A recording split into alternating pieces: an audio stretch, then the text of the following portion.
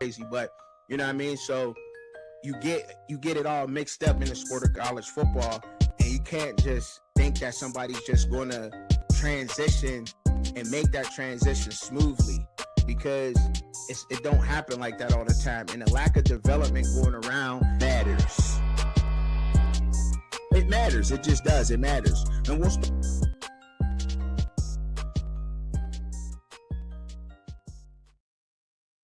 yo, what up, y'all? What's going on, man? What's going on with my people?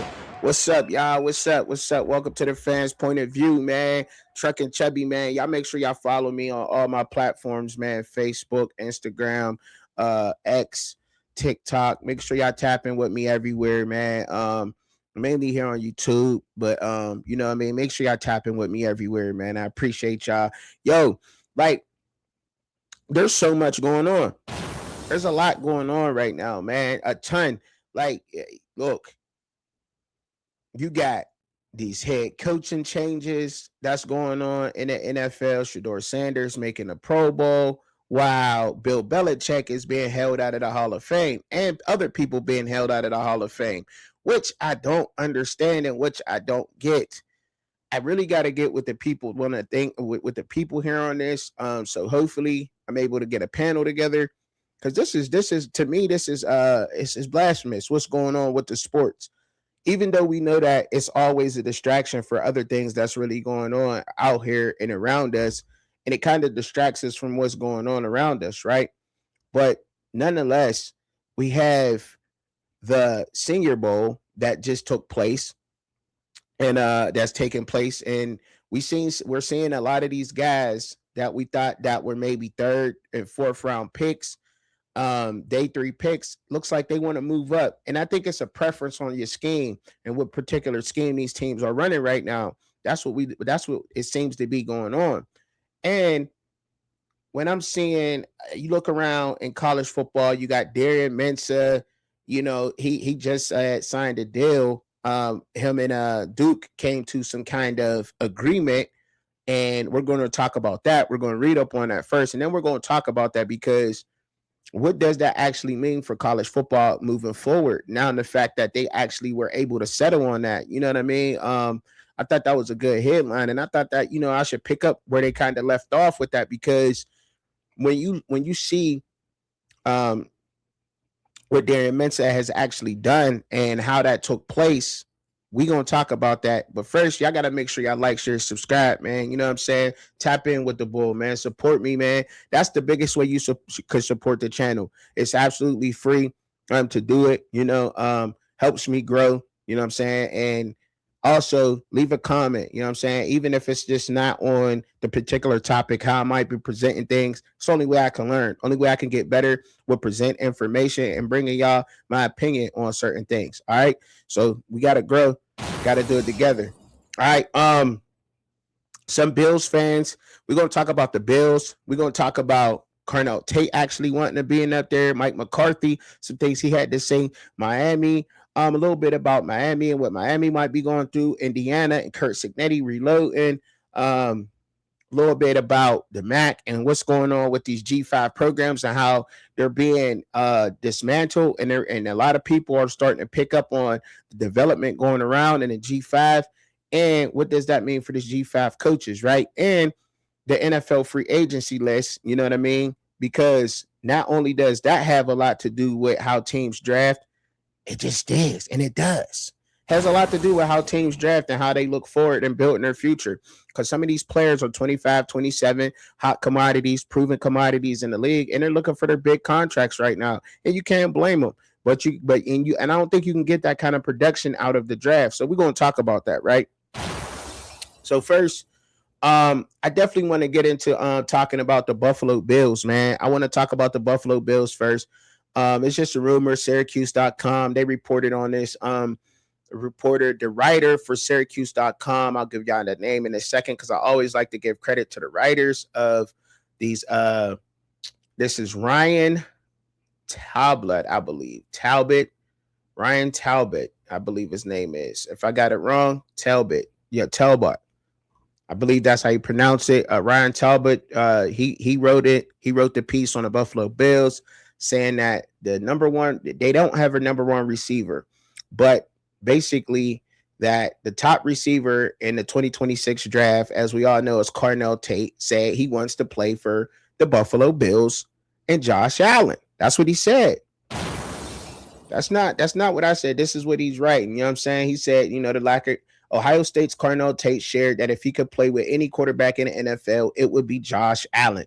Appearing on Downs to Business podcast with Indianapolis Colts wide receiver Josh Downs and Ohio State safety Caleb Downs, Tate told the brothers that he would like to play on the Bills with Josh Allen.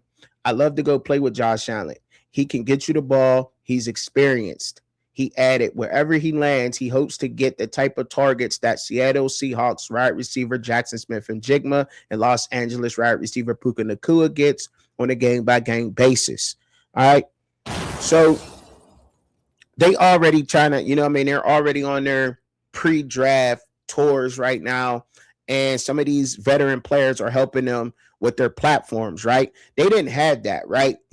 Josh Downs and those guys, like when they came in, Brandon Marshall, Larry Fitzgerald. Shout out to Larry Fitzgerald, first ball Hall of Famer. They didn't have these platforms, so they're going on their tours now. Some people might take that as a diss, or some people might take that as, look, you got to be willing to come in here and block and run the ball. You know what I'm saying? Because as much as Jackson Smith-Njigba gets his targets, he also helps out in the run game. You see him on highlights when Kenneth Walker and those guys is running the ball. You see him blocking too. So you got to put in that effort. And I don't know if a lot of these young guys are willing to put forth that effort. Some of them are missing the Shrine Bowl. Some of them missing out on the Reese's Bowl. I don't know if they actually got picked for the Reese's Bowl or the Shrine Bowl. But I would hope to see a lot of these guys, all these guys, at the combine, because we've seen how that can affect your draft status, not showing up to the combine and going to the Underwear Olympics, letting them measure you and participating in these drills. It can hurt you, but it can also help you. Now, Cam Scatterboo, I believe, if he had went, we knew he ran slow. He possibly could have been an earlier pick than what he was picked at in the third round, right? But the need for running back really wasn't there anyway. So I feel like he was drafted where he needed to be, even though he didn't show up for the combine. So it can hurt you, or it can help you in some aspects. And I think it's helping some guys, and I think it will hurt some guys too. Do I think this comment really hurts Carnell Tate by saying he wants to play with an experienced quarterback? Absolutely not. Absolutely not. You want to play with a guy who can get you the ball.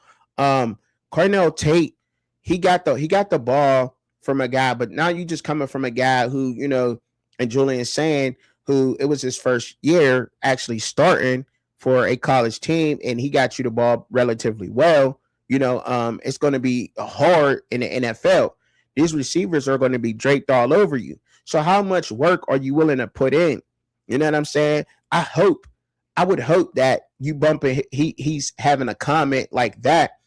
I would hope and know and that he's putting in the work to become a first round pick. And not only that, just because you're labeled the first best receiver in the league, as the pros might say, a lot of fans out here might not agree with that. But do I got a problem with him saying he want to play with Josh Allen? Absolutely not. I don't think that's a problem at all. But I will say that the receiver, the room for error and receiver, it's relatively close. I feel like the 12th receiver, and is that Malachi Nelson, I believe, from Notre Dame. I believe that from him to Carnell Tate, that can change with just these combines. Showing these teams what you actually can do, that can change. I believe that can change in an instant, because the receiving is so deep this year. I think it's it may be the deepest position in this year's draft, the receiving position. And I think these guys, a lot of these guys have some similar traits. I don't think, I'm trying to think before I bite my tongue, but I don't think, you know what I'm saying, a lot of these guys either one has a standout effort. There may be one, and I think that may be Jordan Tyson. I think they might have that wrong.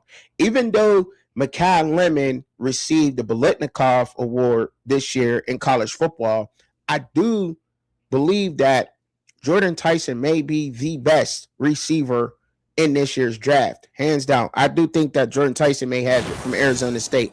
Now, I've seen people catch contested catches. I've seen them contort their body in the air. Not quite how Jordan Tyson has proven himself in game. In game, Jordan Tyson has done some of these things. Does that mean he can do it in the NFL? Probably. You know what I mean? Probably. You know, contested catches, catching off back shoulders. I've seen a lot of that. Cornell Tate uses his body. I think there's a lot of position receivers in here that can do that well. I do. I really do think that there's some good route runners, good to great route runners in this year's draft. And you can get you a guy in the second round. So I don't, you know what I mean? It's relatively by a point or 2 points. I don't know how much 2 points matters, right? But if you give, let's just say Cornell Tate is at 86.6. You know what I mean? You know, Jeremy Bernard may be at 84.9. You know what I'm saying? Like, they're so close. They're good. But I think Jordan Tyson may be separating himself. So, you know, you might want to watch what you're saying, but what he said in this particular article, I don't think there's nothing wrong with saying what he said. I think that's spot on of what he's saying. I think that's just letting, you know, whoever know that might draft him that he wants to play for a experienced quarterback. I don't think there's nothing wrong with that at all. You know what I'm saying? Let's stick into the Bills. Still staying with the Buffalo Bills and everything. Clint Kubiak, Gary Kubiak's son, I think it is, right? They're asked, and a lot of Bills fans is wondering why, and this is pure off of X. You know what I'm saying? A lot of news comes from X. It just does. Peter Strager, he tweeted out, many Bills fans are asking about Clint Kubiak and why he hasn't been mentioned as another candidate for the Bills. He still can be in the mix, but timing is complicated. Kubiak is not allowed to speak with the Bills until after the Super Bowl. Bills' first meeting would be February 9th. You know what I mean? I guess a lot of Bills fans want Clint Kubiak. I think I wanted him in Pittsburgh. I did. So therefore, I see where y'all going with that. And I see where the Bills fans that might be wanting him. I see where y'all going with that because, listen, offensive minded. I like, you know, what he's put together in Seattle. It's great. It's great. It is, right? And it was going to be time for him to move on. The way that he has that offense looking, the way that he schemes up, it helps to have a talented receiver like Jackson Smith and Jigma, you know what I'm saying, on your roster to actually run the plays. But the way that he schemes his guys open is great. Everybody gets open in that offense. That's exactly what the Bills need. That's exactly what the Steelers need. A few teams could have used Clint Kubiak in that mind of his as an offensive coordinator or a head coach. So, you know, I like what the Bills fans are heading towards this. You know, they see Mike McCarthy went to Pittsburgh.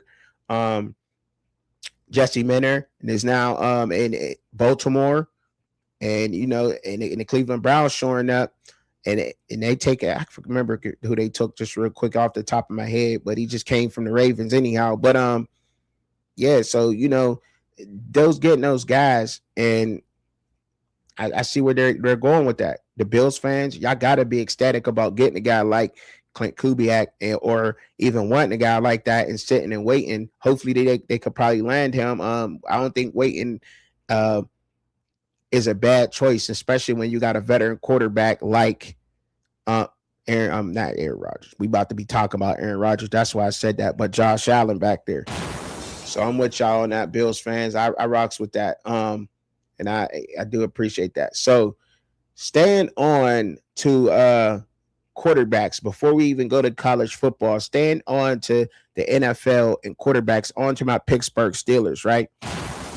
this has been a thing that has really bugged me, and I said it in my last show jokingly. I had a little song or whatever about it, but that's all good and it's all cool because when you look at Mike McCarthy, we knew that Mike McCarthy coming here. The first thing that popped in my head was, is Aaron Rodgers going to be our new quarterback? Is Aaron Rodgers going to continue on being a quarterback?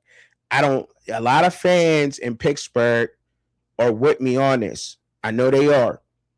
Aaron Rodgers has had his shot. I don't know if you bring Aaron Rodgers back into the fold. We got Will Howard. We don't know if Will Howard could have done what Aaron Rodgers did with that offense last year. But I tell you what, the finishing record that we had and the games that we lost mid-season for the Ravens to even catch up to us, I feel like some of those games, I do feel like Will Howard would have helped us. And I do feel like, and me personally, I feel like Will Howard could have got us there.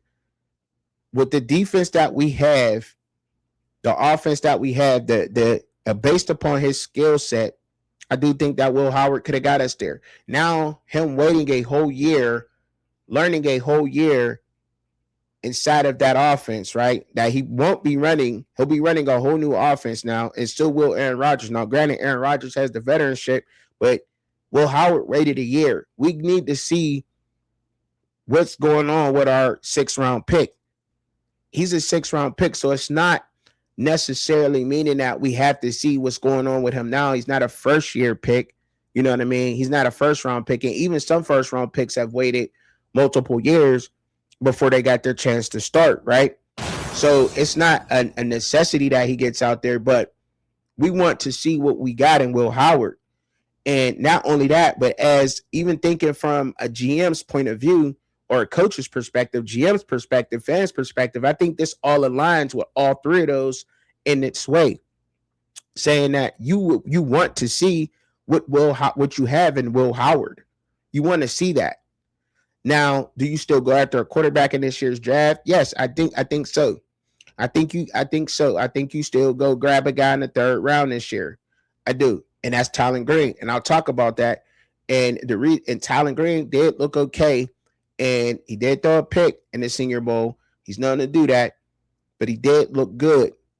And once they see Tylen Green run and his athletic ability and how big he is, he already has the traits, just not polished for the NFL. But once they see what that kid can do, he just effortlessly throws a 50-yard pass, not even stepping into it, taking his steps or anything. They're gonna freak out when they see how a 6'6", 230-pound guy could run and play quarterback and could run a 4.4, a low 4.4 at that. You know what I mean? So we gonna see what happens when that pops up, because I think somebody's gonna reach for him. I do think so, and I wouldn't be mad at him, because I do think that he has shown to get better every year, and I think that he will work on his development as a professional in the NFL. Now, what we got in Will Howard is a quarterback who is mobile enough. In the playoffs, Aaron Rodgers couldn't run. Drake May hasn't played the best. Neither, you know what I mean? But he can use his legs. And that's something that Aaron Rodgers can't do. And that's something that has to be done nowadays. You have to be able to use your legs. What makes Josh Allen so much better, I think, is because he can absorb a lot of the contact with the big body he has, such as a Will Howard type of body.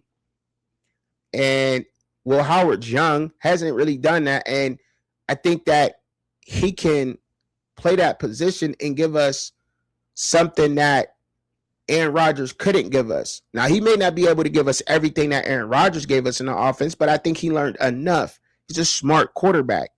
We've seen him on John Gruden's quarterback class.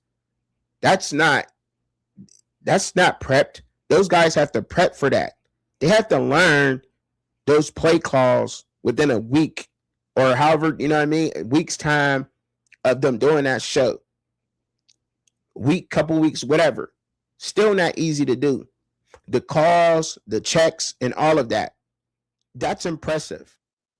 And not every quarterback does that. So for anybody out there saying that's not impressive, every quarterback doesn't do it. That's because I don't think they can do it. You know what I mean? I don't think they can do it. If you could, you'd do it. Right? You know what I mean? And it ain't and it's hard. It's a hard position to play. To remember calls, checks, and everything, knowing where your line sliding left or right, or they pinching, or you know what I mean? What audible to go to, calling a hot route off your blitz, identifying the mic. Playing a quarterback position is not easy. But I think Will Howard is up for the challenge. I do think he's athletic enough. And I do think that he's going to be a good quarterback in the league. I think we struck gold with Will Howard in the 6th round. I honestly really feel like we struck gold. I do. Strong arm, can play in cold weather, big body guy, true big body, true size, smart, athletic. He's a leader and he's a winner. He's a winner, man. He wins, man. Where he goes, he wins. You got to understand, starting off in PA, a PA kid, he's from that. He's from PA, first of all. So he's going to play hard. Is the Steelers his favorite team? Probably not, but he's going to play hard. He's from PA, got all the way down to Kansas. Penn State missed on Will Howard. They did. They missed on Will Howard, possibly because they was looking at Drew Aller, drooling over him in high school because he was really good. But he get down to K-State, and he wins down there. He wins. Pin and pull, quarterback draws. He was taking some of them to the house. Was gaining big yards. He can run. You know what I mean? Then he goes up from Kansas State. Ohio State said, we got to get the quarterback from Kansas State to win a natty, to help us win a natty. And that's what happened. That says a lot about the guy, the quarterback that we have on our roster. He's always been the underdog, working for what, and look, they thought they hit with Avery Johnson. I thought they hit what Avery Johnson, Kansas State did. You know what I mean? Obviously not. They had a decent first year. He was a lot more athletic than Will Howard, but he couldn't run the offense efficiently. He just couldn't. Now you see how the offense looked with Will Howard. You still got to be able to run the offense. You still got to be able to throw the ball. You know what I mean? He is that guy. Will Howard is really it, man. I think he's picked up enough from Aaron Rodgers in that year of sitting, watching, learning, patiently getting healthy. As from a GM, fan, coach, I know we all can agree that we got to see him. But this talk about Aaron Rodgers coming back is just blasphemous to the Steelers. We cannot have that, man. Because it's another waiting process. And during that waiting process, you got a quarterback who's young, who has learned from him, and he got to learn a new offense anyway. You got to learn it anyway. He ain't doing nothing but mentoring Will Howard. So if he wants to come back in that type of role, then I think that's cool. But to sit around and wait on a yes or no, and it's going to turn into another Pittsburgh circus, it's crazy. And if we win, we win. If we don't, we don't. That's just what it is right now. We got to see what we got in him. We got to see if he can lead this team and where we need to go. Now, the question is all these other veterans on the team, and we talked about this on the live a little bit, is there time to wait? Them going to go hire Mike McCarthy that won a Super Bowl. They want to win now. They want to try to win now. Cam Hayward, TJ Watt, guys getting older. They want to win a Super Bowl. May not happen. May not happen. Because it just may not happen. I mean, let's just be realistic now. Do Do I want to win a Super? Absolutely, I want to win a Super Bowl in Pittsburgh. I do.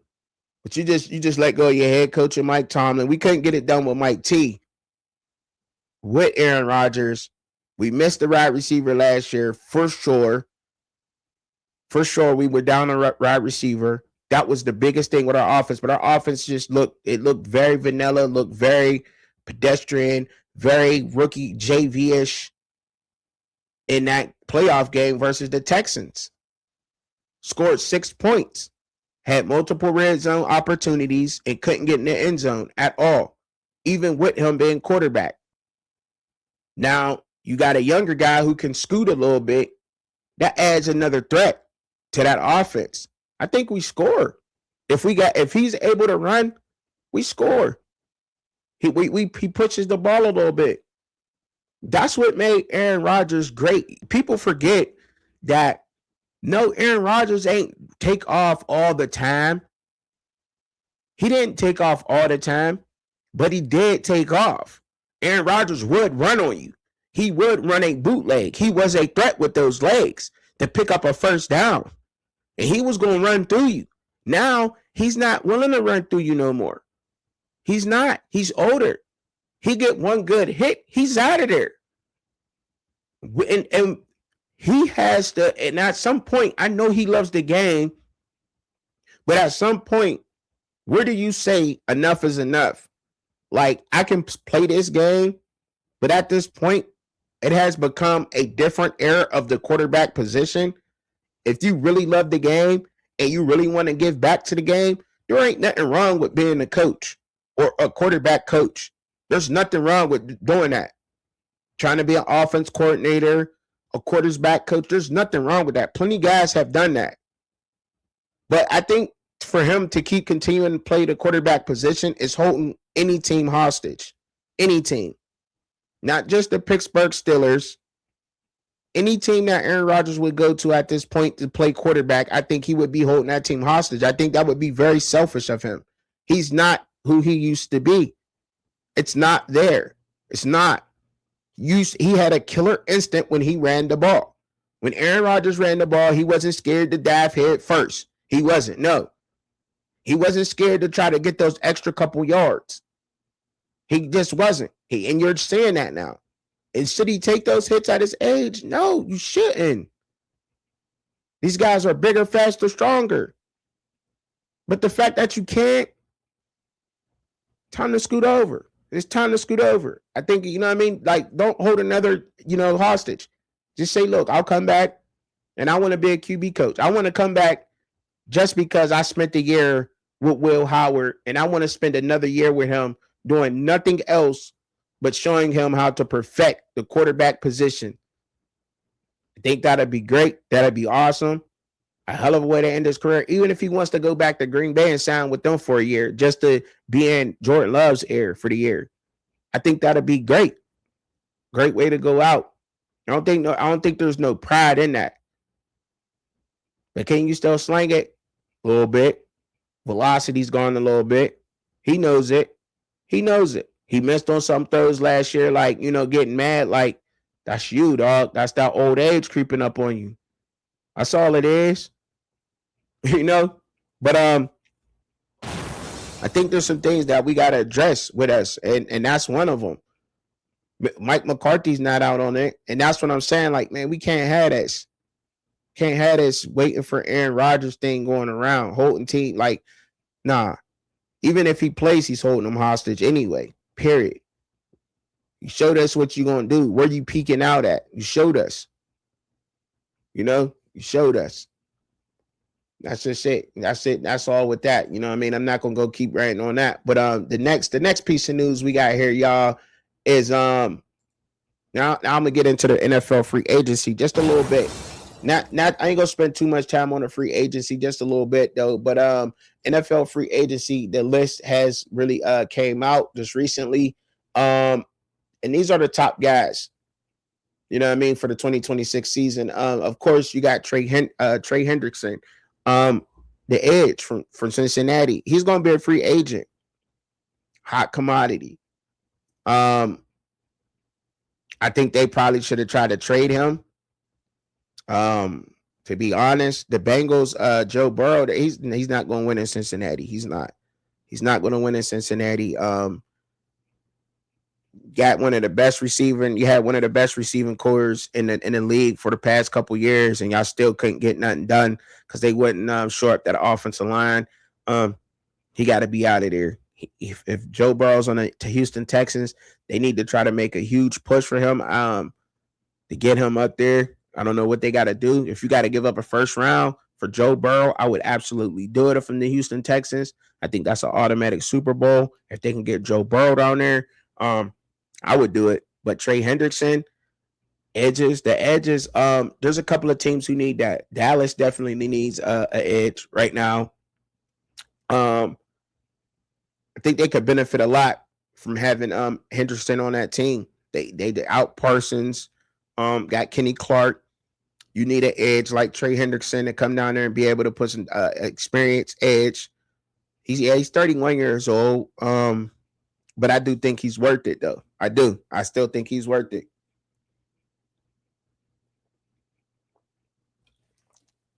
I do think that Hendrickson is worth every bit of that. And trying to make a push and grab him for the Dallas Cowboys. But he's the number one player out there right now at edge, even at 31 still. That's how good he is.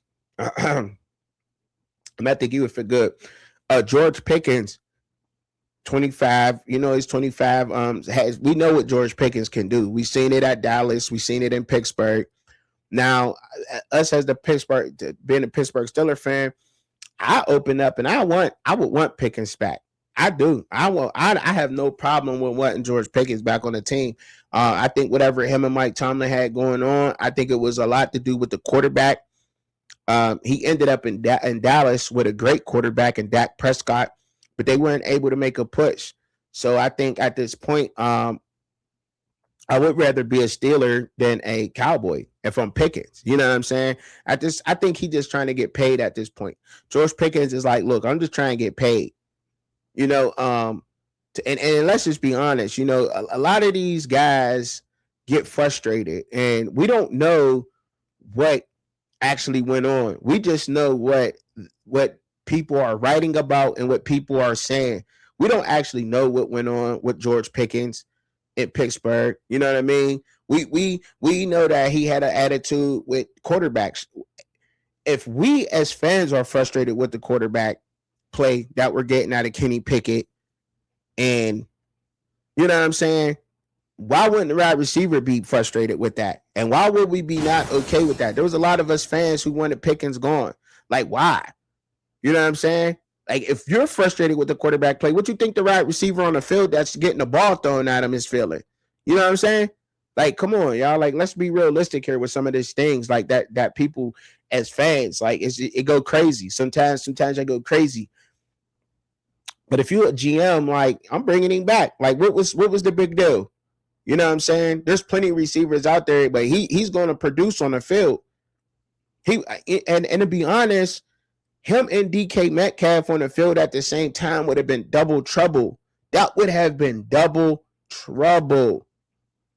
What DK was able to do in Seattle is largely because of what Jackson Smith and Jigma is doing right now. DK didn't have that in Pittsburgh. You know what I'm saying? DK needs a guy with him. He do. He needs another guy with him to take a lot of that pressure off of him. He do. Because he has the speed. He don't have that quick and space step. You know what I mean? He's a fast, long strider. He's strong, but he's not, you know what I mean? He needs another guy like George Pickens. What you gonna do with that duo on the field? How you gonna guard that? Fire and move Pickens and DK. We were so happy about that. There's nothing you can do with that. Like, what you gonna do as a defense? You gotta respect it at any given time. You gotta respect it. You drawing double teams and pass interference calls almost every time on those guys. You give them a good enough ball, and for sure, I know Will Howard would love that. But we got to get him a guy anyway. But George Pickens is most definitely a hot commodity. I wouldn't be surprised if Andy Reid and the Kansas City Chiefs take a look at him. For sure, I think Philadelphia might be interested in George Pickens. I think there's a lot of guys who might be a lot of teams who would be interested in getting George Pickens on their team. Paying him, I think it is the thing. But look, he's worth it. He's 25 years old. He's just as old as some of these guys that's coming out of college right now, coming into the league as rookies. You know what I'm saying? And he got 4 years, 4 years of NFL experience underneath his belt. So is he worth the paycheck? Absolutely, he's worth that 30 mil a year. Drop that real quick. For George Pickens, oh yeah, he's worth the bread. I don't care what his attitude say. He had Kenny Pickett, Mason Rudolph. I don't even remember our third string quarterback name. I don't even know who was there at third string. You know what I'm saying? Like, it's just crazy. Crazy work, bro. And then he got Aaron Rodgers, who's old and don't know if he's coming to the team. You know what I'm saying? Like, you'd be frustrated too. You would be frustrated too. Stop it. Y'all would be frustrated too. We didn't have a quarterback. It's why we lost Rock Taylor from Memphis. We know that Rock Taylor and Mike Tomlin had something else going on out in training camp. You know what I mean? But when you got receivers who frustrated, it's largely because of the quarterback position. Rock Taylor's a dog, a beast in the run game and everything. I seen him play at Memphis. Straight up beast. He could have helped us largely too, but we cut him. So, it is what it is. Does it make a statement? Yes. It says that you ain't going to let it be done. But Tyler Linderbaum, center from Baltimore Ravens, I think he slept on, man. For sure he went. You ain't replacing that center out of the draft. You not. So the Baltimore Ravens, they better be trying to get Lamar back in center. They better be. You know what I mean? Because I don't think you're replacing them in the draft. Now, what Linderbaum was able to do for the Baltimore Ravens, let him go. Go ahead. I can't wait to eat that middle up. You know what I mean? But he's a free agent, so buddy, got to work out a deal, got to pay him. I think he's worth it. I think some 26 years old, the NFL experience he has in the division he played in. Oh yeah, he's worth the money.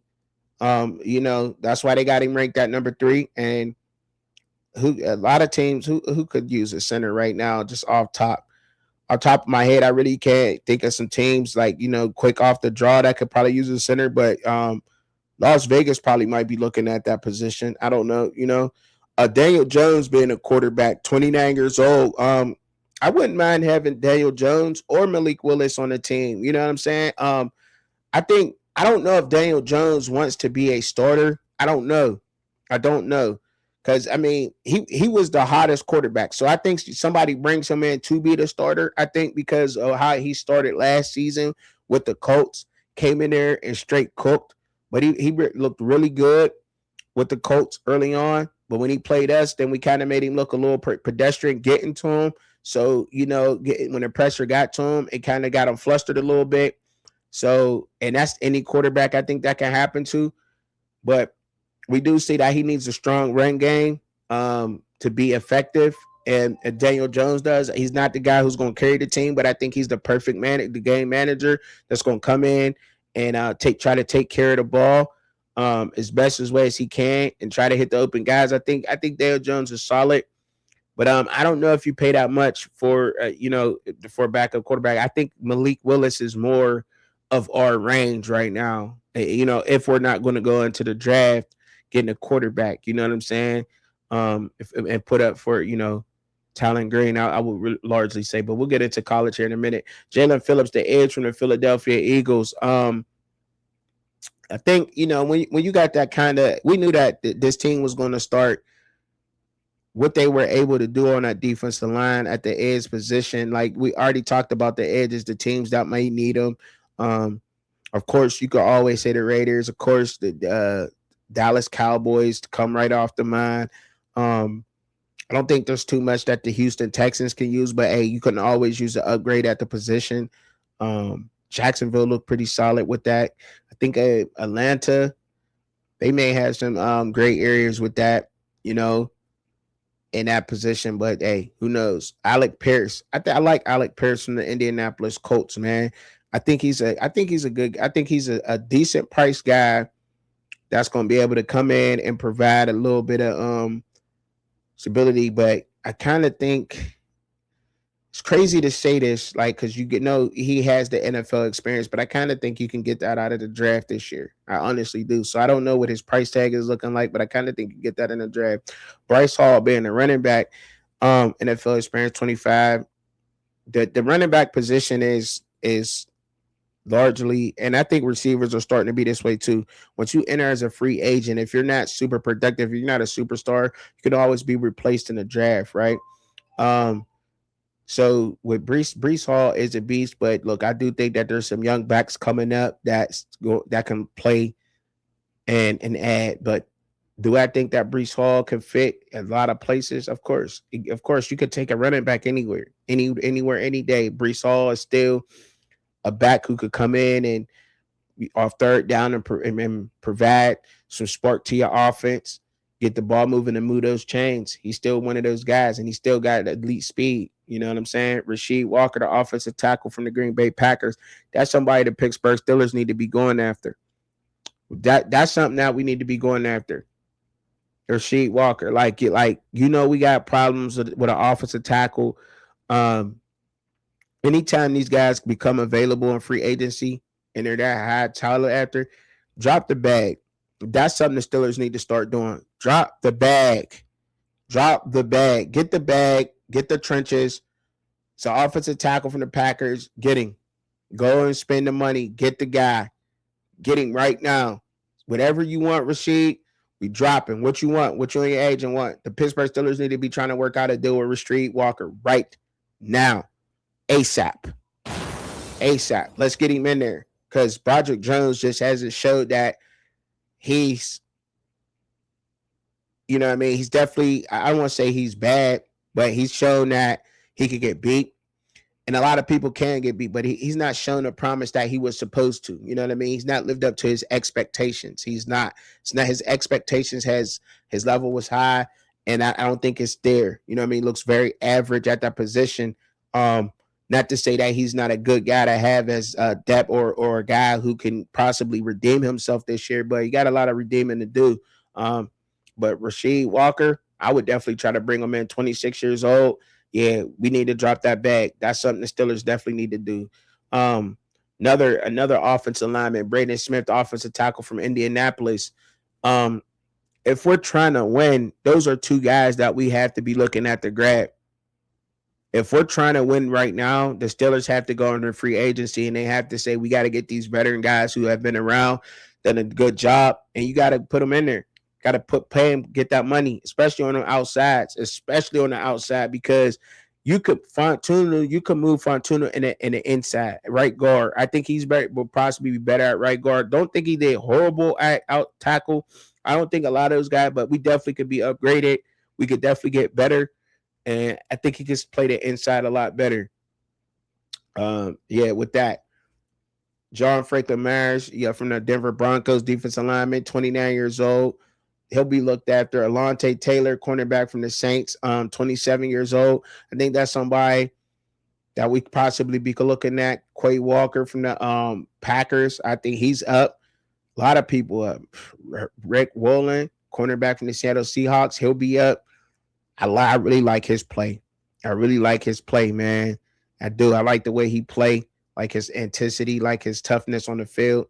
So there's some positions that we could possibly be going after in the draft. That's all I'm getting at. I mean, in free agency, and we could fill some of those gaps through the draft. And I think that was possibly what we need to do. We need to get after it, and most definitely need to get after it in free agency ASAP. We need to get after it. And I want to talk about the Senior Bowl before I go into college football too. The Senior Bowl was played, and Bud Clark, I got him. I think I was a 4th round pick in my mock draft. He showed up. I really like what Bud Clark is able to do out there on that field, man. He's a beast. Like I like his play. I like the way Bud Clark plays. He plays a little bit. I think he plays really aggressive, the position, and I like that. I don't think we had somebody like that since Palomalo and Ryan Clark back there. You know what I'm saying? He plays really aggressive. I like the way he played that position, man.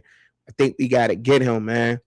I think we got to get him. We need a Bud Clark on that team, a young guy that can come in and play. If not, there's guys out there in free agency, man. Brian Cook from the Chiefs, and Cameron, Josh Cameron from Baylor, the receiver from Baylor, big body receiver, and I'm pretty sure he's looked at as a day 2, day 3 type of pick.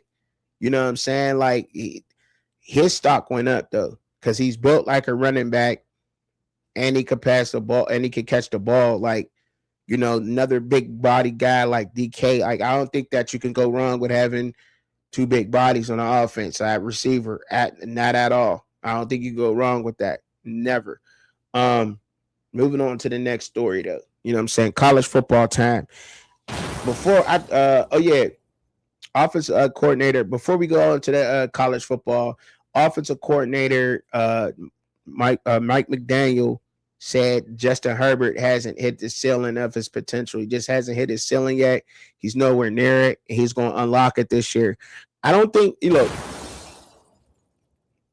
Herbert at this point, you know what I'm saying? He is a great quarterback. I'm not knocking that. The only reason why I came at the whole Herbert conversation is that Dak Prescott was looked at as being a bust and as being one of the quarterbacks who can't get there. Well, in his first couple of years, of Justin Herbert years, Dak was better.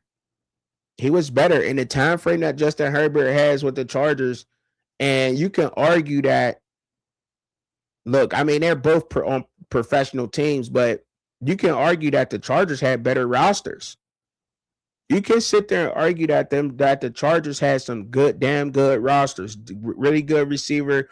At some point, the receivers were down, but look, Keenan Allen 6 years ago, forget about it. I think Mike Williams was on point. Mike Williams and Keenan Allen was tearing the league apart. They were labeled as one of the best tandems in there.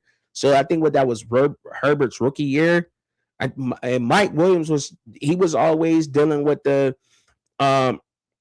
injury bug. You know what I'm saying? He was always dealing with the injury bug. But at the same time, Herbert, he got to show up. So he got to prove himself.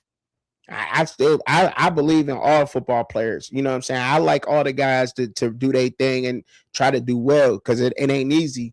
But at the same time, though, it's the energy people put out there. You know what I'm saying? Some people put the energy out there. Dak's not this. Well, in his first 6 years, he'd accomplished a lot in his first 6, and then Dallas had to pay him, but now Dallas they struggle to get help for him throughout the years.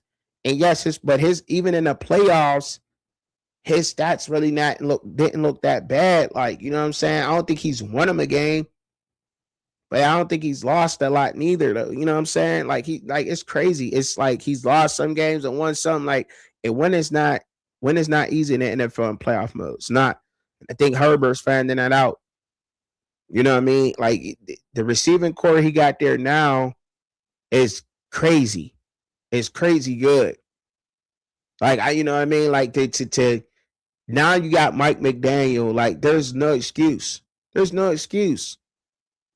It did hurt him not having. I think it hurt him not having Omarion Hampton there. I think Omarion Hampton being healthy makes the whole difference for that Chargers team. They didn't have Najee or him this year, and that running game, it hurt them. Not having those guys, I think that's what hurt that offense this year, for sure.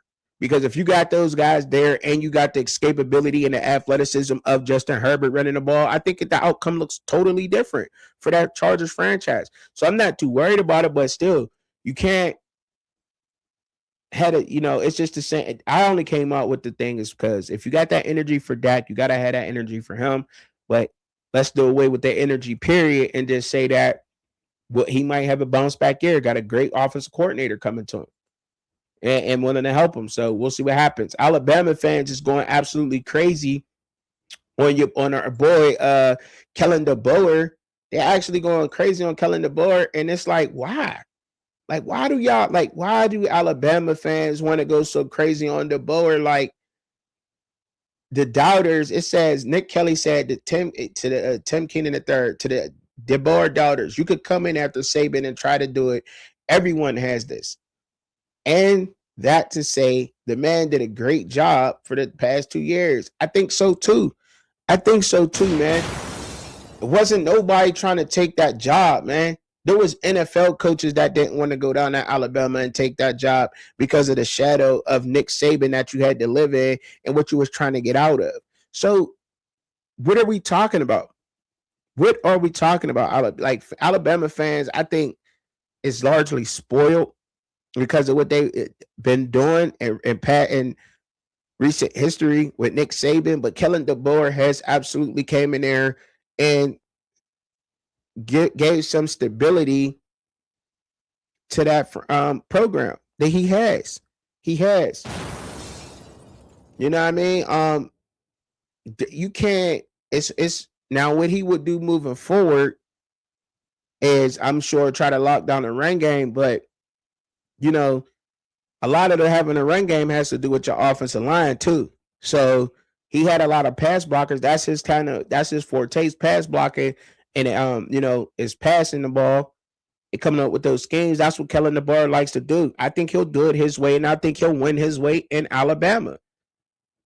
I think he will. They couldn't run the ball. I mean, because DeBoer, he will run the ball. He does like to get a running back who runs the ball. He had Jonah Coleman over 1,000, y'all. Jonah Coleman and Michael Penix, the year they went there, he had over 1,000. Michael Penix almost had 4,000 or 5,000 yards. Like, they will run the ball. Kellen DeBoer runs the ball. The narrative that Kellen DeBoer doesn't run the ball is absolutely false. He will run the ball. He does like having a running back to run the ball. I don't think the offensive line that he had at Alabama this year was capable of their best run blocking.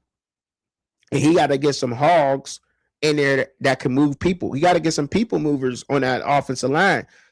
You can't run the ball without having an offensive line like that. You know what I mean? Unless you got you a running back, unless you got you a Bo Jackson in the backfield or a Walter Payton. You know what I mean? So, and those is hard to come by. So I think Kellen DeBoer, he will win his way in Alabama. I don't think he needs to go back to an old school Alabama feel and running a ball and this and or whatever. They couldn't run it this year. No, it was a problem, but I think that it'll be fixed. Some inexperience on that team, and they still got into the playoffs. Being the team that they was. Now, yeah, you got Caden Proctor moving on, a couple of guys that are moving on, but a lot of that core is going to come back, and I think they're going to be straight. I think they'll run the ball better this upcoming year, and we're going to see who they got in the backfield. But I think he's doing a great job. I do, and they will run the ball. Kellen DeBoer will run the rock. Period. In that. Next. Now, Bill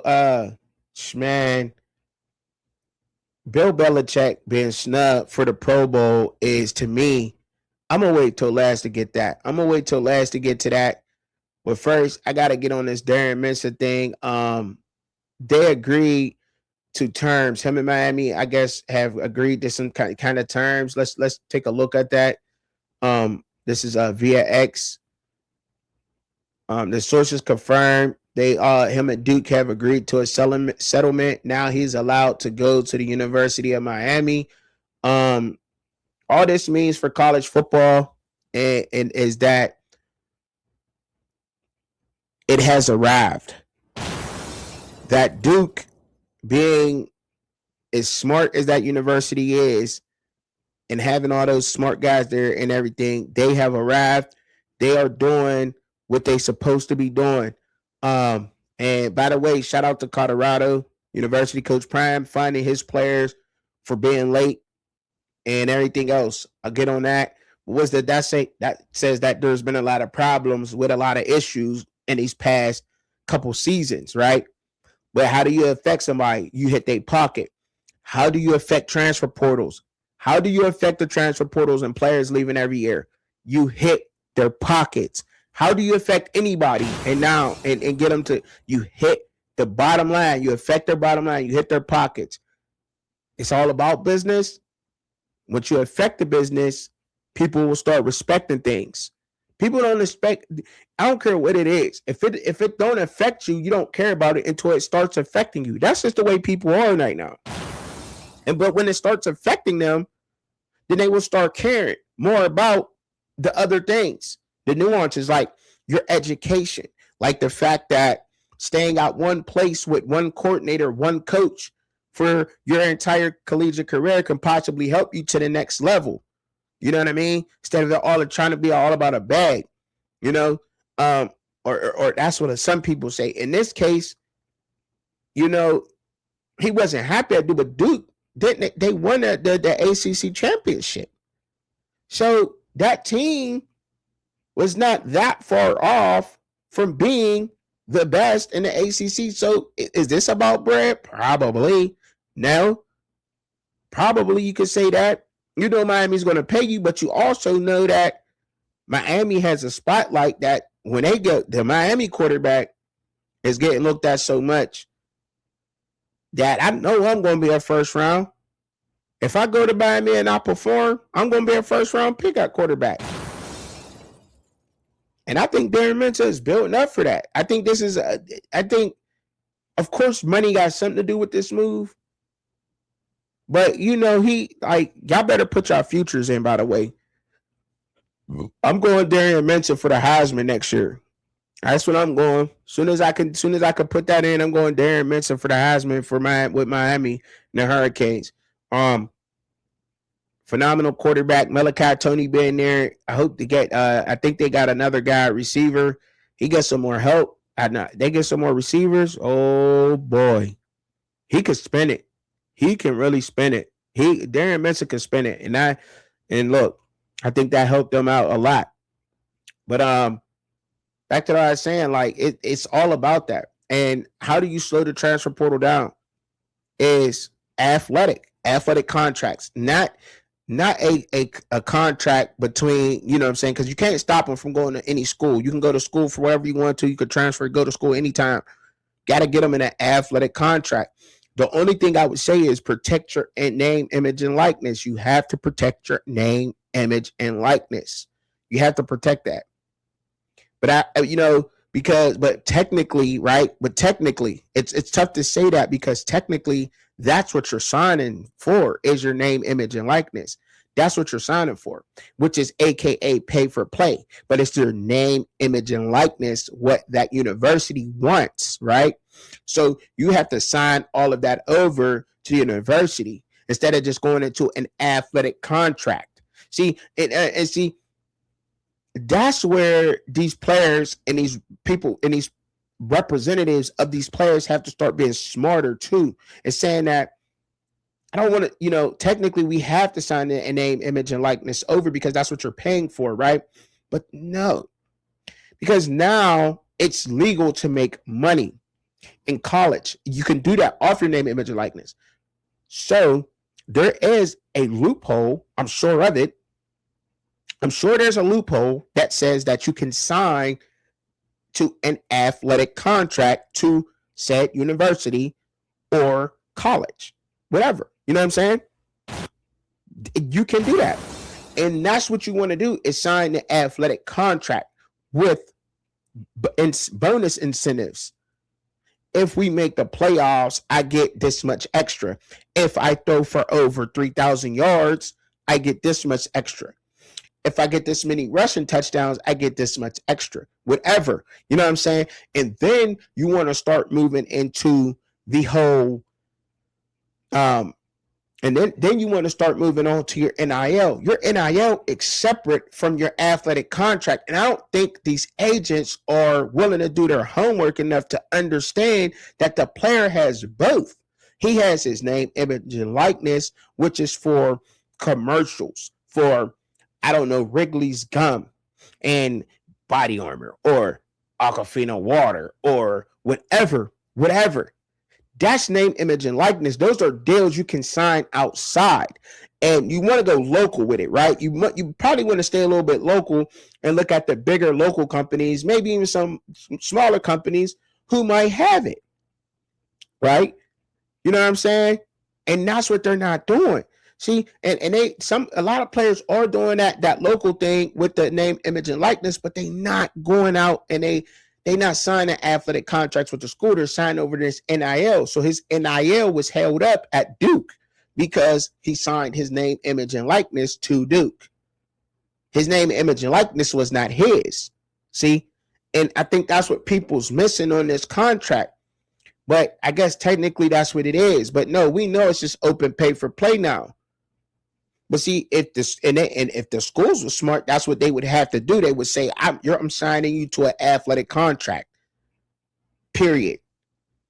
Point blank. There ain't no getting in no portal for Darian Mensah. He was locked down at Duke for the past 2 seasons.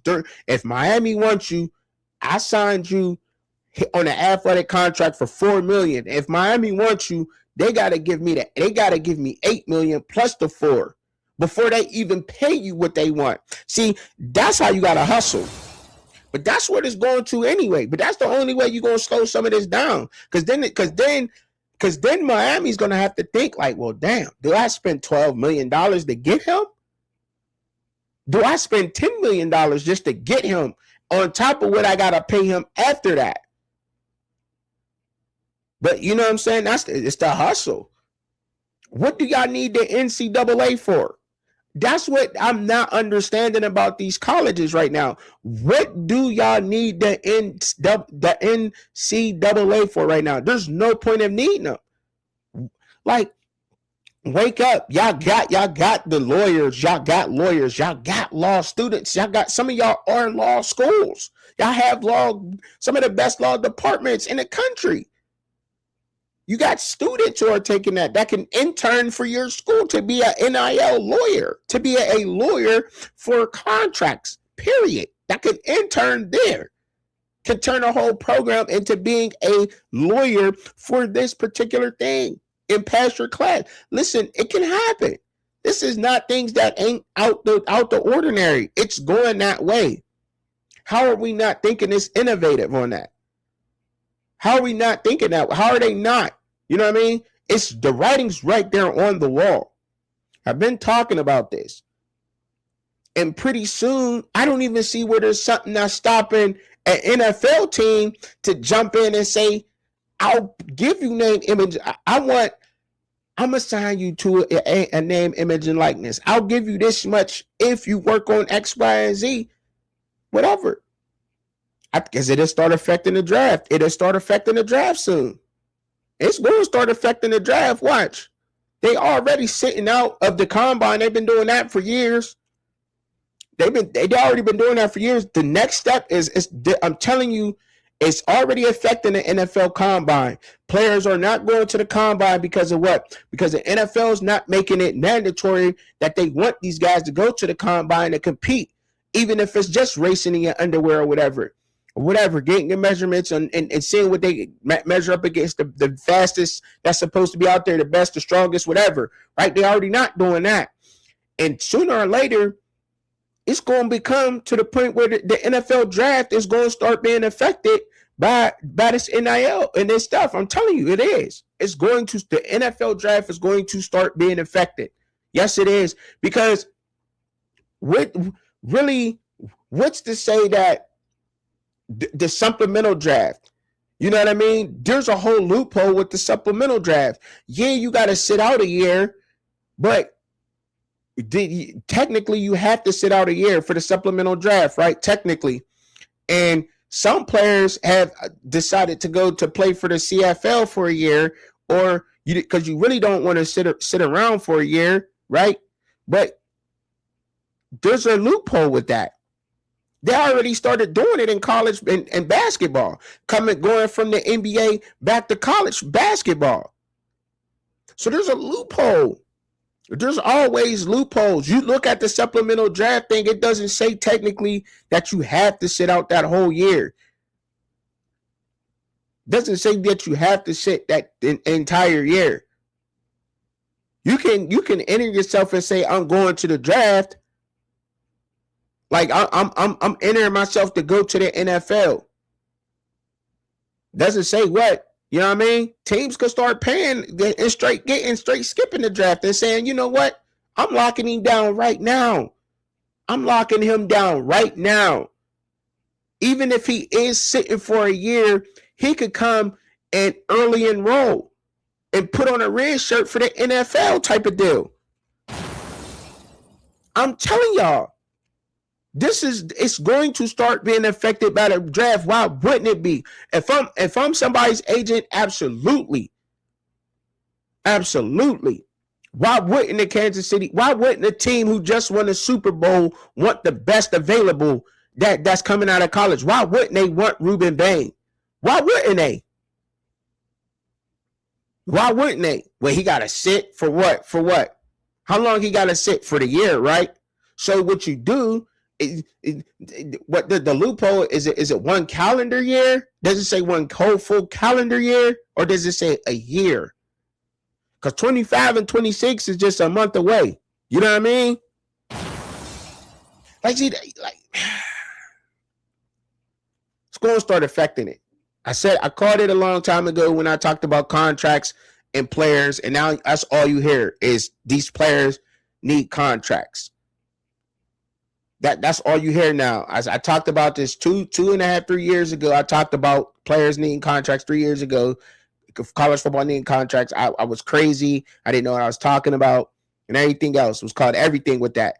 Nobody understood the way that college football was moving. They didn't see it. They had their eye, they had their shutters on, and they're caught up in their old ways of looking at college football. They're not looking forward to the future of how things is going. Everything about the sport of football and everything that has been going on, from Bill Belichick not being a first ballot Hall of Famer, from Adrian Peterson not being a first ballot Hall of Famer, shout out to Larry Fitzgerald getting his, but from Shedeur Sanders making a Pro Bowl, to Darian Minson now having him and Duke coming to terms with his name, image, and likeness for him to be able to transfer. The writing is there. We just choose not to see it. Certain people just choose not to see exactly what's going on here with college football in a way that it's leading to the pro sports. See, the reason why baseball is picking up so much now and picking back up its steam is because they don't hold captive. They don't hold you captive. The NHL, they don't hold you captive. Baseball, you know what I mean? The only sport that want to hold you captive is football. But now I think they're really trying. Now they're showing you it's all about the bread. It's all about the money. That's what it's about. So if Darian Minson goes and light it up, which he already done, but here come along the next superstar athlete in college football. He lights it up all next year. A team wants him. Technically, they can get him. The supplemental draft is just, you know what I mean? That's just to say what it says nothing about that player going to that facility and practicing at that particular facility. You know what I mean? And for however long that has to be, for whatever time period, fighting the system or whatever. Because they just going to do away with that in a minute too. I'm telling you, man. I'm telling y'all right now. And this is just how I feel. This is the way I see things. The draft is going to start being affected with paper. It is. It just is. Because, I mean, like, let's be real, right? The viewership drops. It picked up last year because of Shedeur. The viewership is going to take a dip because he's not in it. There's really nobody with that really truly kind of star power in the draft. We always watch it because the first round anyway. Real football fans, they watch the whole thing. We watch the whole thing because we like the draft. But you be like, man, after a certain round, you just be like, whatever. Teams don't, you know what I'm saying? Some teams don't want to draft somebody because they tripped in the cafeteria, spilt juice on the cafeteria lady. The paper wrote this about it, wrote that about it. It's a whole game. You know what I'm saying? It's a whole game anyway, the way that the draft goes and take place, right? It's a joke. It's becoming a joke. It just is. It's becoming a joke out here. And sooner or later, these teams somebody going to start wising up.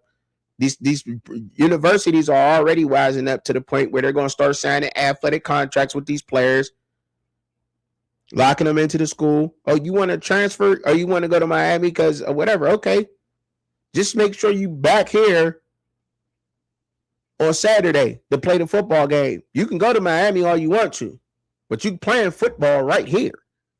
Make sure you butt back on that plane.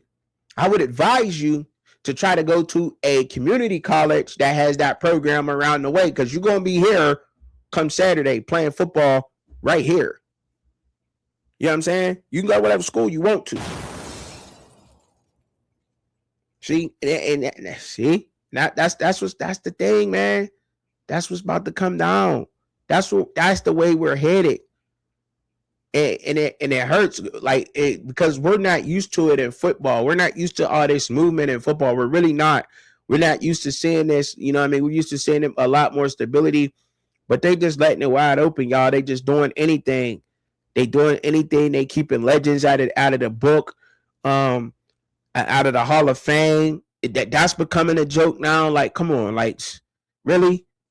Like, really? You know what I'm saying? Like, everything that they showing us and that they doing is really showing us it is affecting the bottom, that it's going to affect the bottom line. So anything that's above, like if I'm an owner, if I'm an NFL GM or an NFL owner, I'm most definitely about to beat the system at their own game. Most definitely. About to be like, man, F the draft, man. F the draft, man. F y'all. I don't want to be part of the good old boy club no more. If I can get my franchise over the hump and win and make this stop being a game, I mean, because it's all about money. And some people out there saying, oh, that's not going to happen. They making too much money off DraftKings for people betting. Yeah, people betting on the draft all they want to, dummies. You know what I'm saying? People could do that all day, every day. Still don't mean that it ain't going to go towards somewhere. Because that players already know where they're going. If you're a first round pick, you damn could go. There's a couple of teams that be wanting you. They trade up, trade down, whatever. Technically, you know what I'm saying? You could tell a player, yeah, he can get drafted there, but he don't have to. You know what I'm saying? Players is going, man, watch, man. These players, watch what I tell you, man. Watch what I tell you how these players and these attitudes going to start getting, man. To the point where they like, man, I'm not going there, man. I'm not playing for that team. Watch what I tell y'all. It already was done last year. We ain't hear about it till late.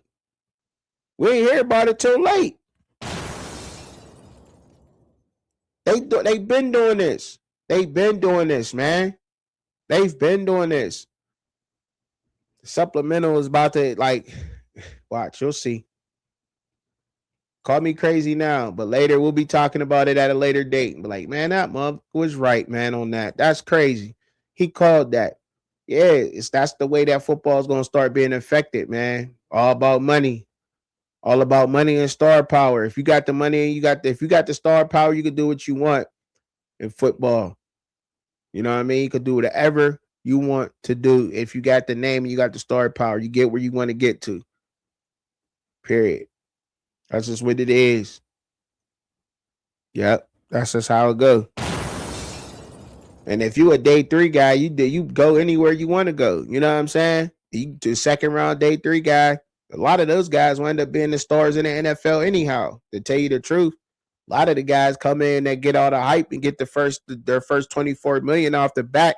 They end up injured. They end up don't being about nothing. But the guys that come in and actually put in the work, man, they be doing their thing. And that, you know, Miami got the bread to do what they doing, right? They just got a 5-star wide receiver, Kassan Bowman. You know what I'm saying? That's got them some more depth at the wide receiver position and everything. Indiana's doing their thing. Everybody see Mark Cuban represent Indiana, and they thinking that's big bucks that's rolling around. So at the collegiate level, you want to win. You know what I'm saying? Yeah, the bag is there, but people, they want to win, man. They want to go a chance to go into the playoffs because all that noise just means more money. It means more money for the players to get into these bowl games, and you know what I'm saying? It does. They more sponsorships. They get to meet these people. You know, when you go to these bowl games with these sponsors, you say that they don't matter. They do, because there's so much networking that goes on at one particular bowl game. So you know that helps out with your agency, everything. Like the viewership don't matter to the viewership, because that's what people keep saying. But the bottom line is the bottom line. Money is the money. We say it don't matter one place, but then we say it do matter at another, and it matters everywhere. Money is crushing football right now. It's knocking football out the blue, but I just don't understand what these colleges and universities is waiting for. They just need to just do away with the NCAA and just form their own league. Like, just go ahead and form it already, because it's already done. I mean, Josh Pate told us, shout out to Josh Pate, but Josh Pate has told us already that this was already in the works. It's already in the works. I mean, they already got their own television deals, and they already got their own networks. The Big Ten has its own network. The Big 12 has their own network. The SEC has their own network. ACC has their own network. What do they need the NCAA for? They don't need it for nothing. They really don't. They really don't. They really don't need the NCAA. They can just do away with it. I just don't understand what's taking them so long.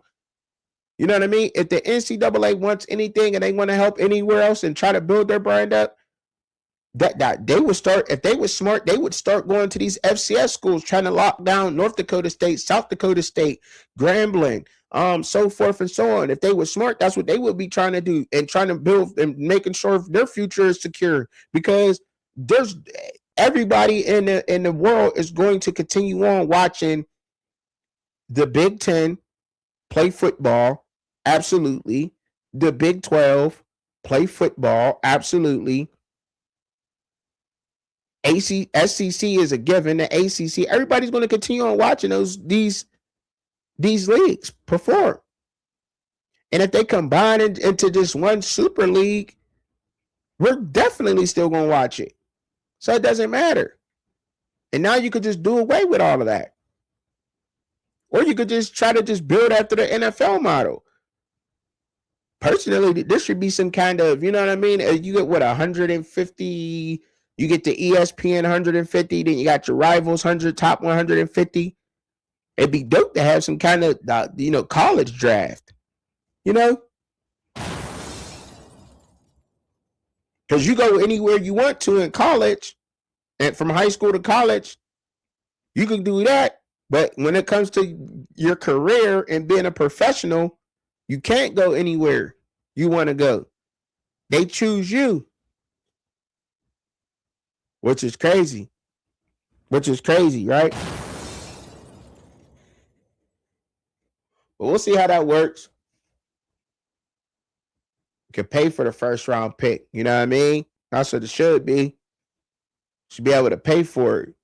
Pay for your first round pick. Who gonna put up the money for it? They were smart. That's what they would do. Gonna pay for the first round pick. You know what I mean? Since it's all about that, that's what they should. But it's leaning towards that way. It is. Look, man. That's it. That's all for the all the topics that I had got up. We went through just a quick recap of everything. Went through Mike McCarthy being at the Pittsburgh Steelers, him wanting to bring back Aaron Rodgers. We talked about the NIL, you know what I mean, and the transfer portal with Darren Mensah, Bill Belichick being snubbed out of the Hall of Fame first ballot is crazy, because Tom Brady got in, and he's a coach that definitely should be in there. His coaching tree is in the Super Bowl now. One of his players that he's coached in Super Bowls is in the Super Bowl now. So that's crazy that he's not in there. A lot of coaches that came from that tree has most definitely been there, man, and learned a lot from him. So it's just, it's just like the other day, I got really emotional about, Shedeur being there, and there's nothing against Shedeur being picked for the Pro Bowl. It's just the players, like, what does that say to the players that work hard? Like, it means that brands is more than anything. that your branding your name means more than putting in the work. And when you say that to players out loud, but then turn around and try to tell them who they need to play for because they got picked in the draft, that don't sound right. To try to blackball a player because he doesn't want to play for your franchise because your franchise won 2 games out of the year and you lost 3 of them on purpose to try to get the first round pick. If a player don't want to play there, now we saying they got a bad attitude. But this is what they done to football. This is what I'm saying. Like, and that's where I was getting at with the whole Shedeur thing. And I don't know if that message was clear because, you know what I'm saying, maybe my delivery wasn't on point with that a little bit. But one thing I did make clear is that you're sending a message to players. Hard work doesn't matter. Your star power and if I can make money off you matters, right? And if I know I'm a Carnell Tate, why wouldn't I say I want to play for Josh Allen? He's an experienced quarterback. He just can't come out and say, I don't want to play for none of these other butt quarterbacks in the NFL. But if he did say that, people would have a problem with him saying that, right? But why? They're allowing this to be done. But then they spin narratives on players when it doesn't fit their narrative, they spin it, and they try to make a player or a coach look bad when it doesn't fit what they want. But this is what they're opening the door for. And this is what they had to be careful about. Because this is the way that football is starting to go. And you can't be mad at a player for that. Because pretty soon you're going to see somebody walk on the stage in a couple of years and say, or not walk up on the stage. I don't want to go to the draft because I don't want them to draft me. Make that clear. Let them know clear. I do not want them to draft me. I do not want to be at that franchise. I will not play for that franchise. Period.